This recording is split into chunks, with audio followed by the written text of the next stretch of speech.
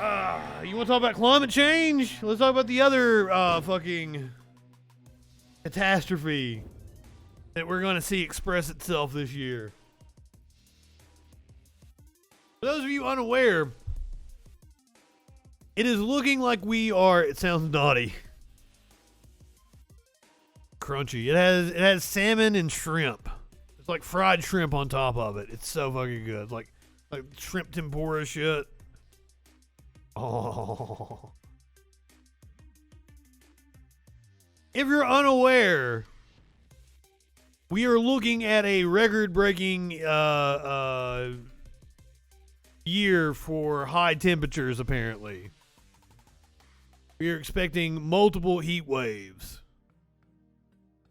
It's weird because I thought we were in a La Nina and this was supposed to be a mild year. Apparently not. Already seeing a heat wave in the western United States. Texas has been on fire for weeks now. Multiple wildfires reignite across North Texas. They're burning tonight. We got some video from one of the local news hits. It'll cooperate with me. Reminder today just how volatile these fire conditions are right now. Look at this particular video. Incredible. This is from the early police God department. damn. 2 hours southwest of Fort Worth, just east of Brownwood. They say the blanket fire that started last week reignited. They're already popping up. They're popping up in Colorado again.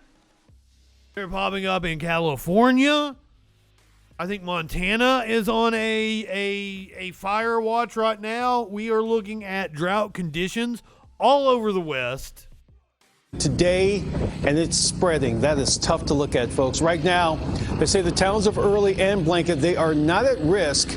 They're actually asking everyone to actually avoid the area. Now, at last check, the fire had burned about 130 acres, but it is 50% contained this evening.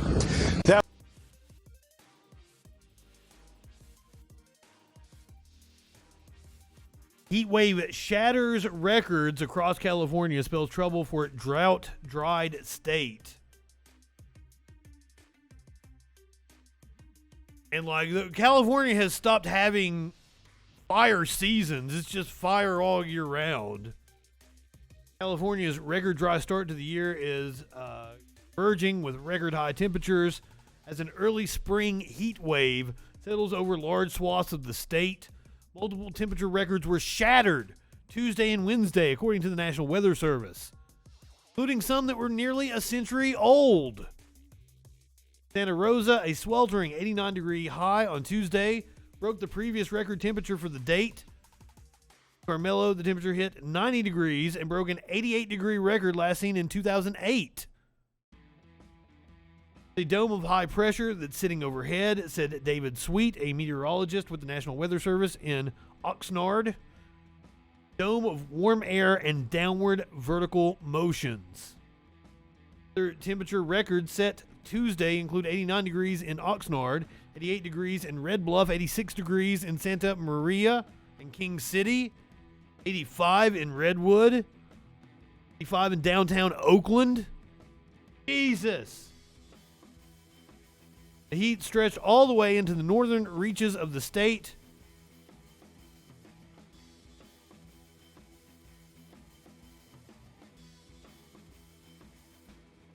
Head over to Wyoming. Yeah, climate change confirmed. If you haven't, and if you have any doubts, like don't just take my word for it. Here. Wait until I show you what's going on the east side of the United States.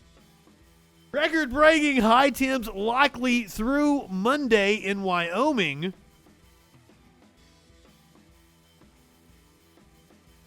Most locations across western and central Wyoming are likely to see record-breaking high temperatures, 20 to 25 degrees above normal both Sunday and Monday, and fire danger is elevated across the state, according to the National Weather Service.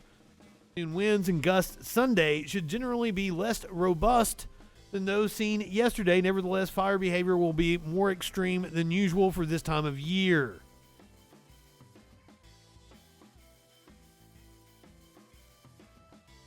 Meanwhile, let's check out what's happening in Massachusetts. While much of the United States is seeing record high temperatures, Massachusetts to face an Arctic blast and possible record low temperatures. This is at the same time.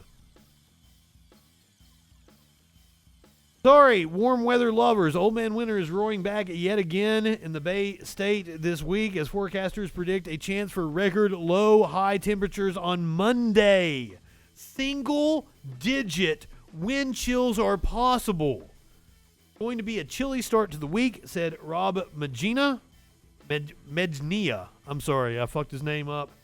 Sorry, Rob. Meteorologist at the National Weather Service's Boston office. The winds will be blowing pretty good, so wind chills could be in the single digits. Be a cold, blustery couple of days to start the week. The peak of the cold is expected to be Monday morning and Tuesday morning when those frigid wind chills are predicted. Forecasted high for Boston on Monday is 32 degrees.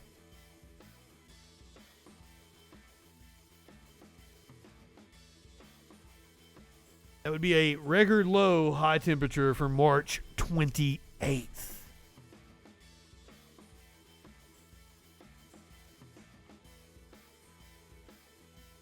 Oh, I wonder what's causing all this. Causing all this is Ric Flair. Record-smashing heat waves are hitting Antarctica and the Arctic at the same fucking time. Record-breaking heat waves hit both Antarctica and the Arctic simultaneously this past week. Temperatures reaching 47 degrees Celsius and 30 degrees Celsius higher than normal. Heat waves are bizarre at any time in Antarctica, but particularly now at the equinox as Antarctica is about to descend into winter darkness. Likewise, up north, the Arctic is just emerging from winter. These two heat waves linked, we don't know yet. It's most likely a coincidence, but we do know weather systems in Antarctica and the Arctic are connected to regions nearest to them. These connections sometimes reach all the way to the tropics. Climate change the cause? It might be, while it's too soon to say for sure. We do know climate change is making polar heat waves more common and severe. The poles are warming faster than the global average.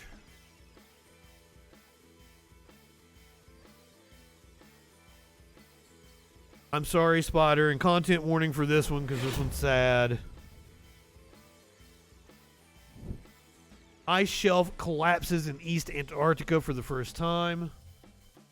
Scientists said on Friday that an ice shelf the size of New York City collapsed in East Antarctica after record high temperatures. This marks the first time in human history that an ice shelf collapsed in the region, which had long been considered stable and less vulnerable to climate change. Water frozen in East Antarctica melts. It would raise sea levels more than 160 feet around the world. Ice shelves are a kind of safety belt around the margins of the continent. University of Minnesota ice scientist Peter Neff said in a video posted to Twitter. Let's hear what he has to say. Shelf collapsed in Antarctica in the last week, and I spent my morning giving newspaper and radio interviews. Here's why. This here is a little conger ice shelf in East Antarctica that has been in pretty bad shape for a while. This is an ice shelf just hanging on to a little island here, and come March of this year, just last week, it's collapsed. So on the face of it, Conger's a pretty small ice shelf. There won't be direct effects from just this ice shelf collapse. We didn't expect in this part of Antarctica, which is attached to the highest, driest, coldest region, East Antarctica, we really did not anticipate seeing ice shelf collapse here. Ice shelves are important features for Antarctica. They're the floating extensions of the ice sheet, and they're sort of our safety belt around the margin. So if they collapse, a lot of upstream ice accelerates. Here's little Conger, no longer there. Here's the kicker. This is going to continue to happen in a warming world. So the best thing we can do is get rid of our fossil fuels, stop emitting greenhouse gases, and limit the amount of warming we experience. Did you hear that, Tuberville? Stupid fuck.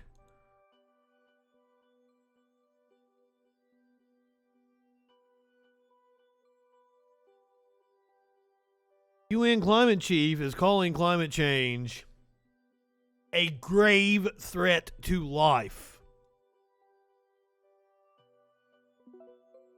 First ever Middle East and North African Climate Week runs from March 28th to the 31st as one of the world's most vulnerable regions to climate change seeks ways to address its dire threat. About 600 million people, or 50% of MENA's population, may be exposed to super extreme weather events by 2100 at current projections. We're seeing extreme weather events right now. Super extreme weather events. While promises have been made to transition to renewable energy and green technologies, there are many urgent steps that need to be taken, focusing on adaptation to extreme heat, water scarcity, and declining food production, among other ominous repercussions. And that's another thing about wanting to drill for oil. Our water table is being depleted. Drilling for oil contaminates our water table. So infuriating that conservatives don't want to, conserve the planet. This is an article on Al Jazeera. It's an interview with Patricia Espinoza, Executive Secretary of the United Nations Framework Convention on Climate Change. If you'd like to check that out, that was published in Al Jazeera yesterday. The title of the article is Grave Threat to Life. But wildfires in Tennessee, that's... Sir, you just missed it. We went all over the heat waves. Then we went on like Boston's getting ready to get hit with record low temperatures. Heat waves in the Arctic and in the Antarctic. It's fucking insane.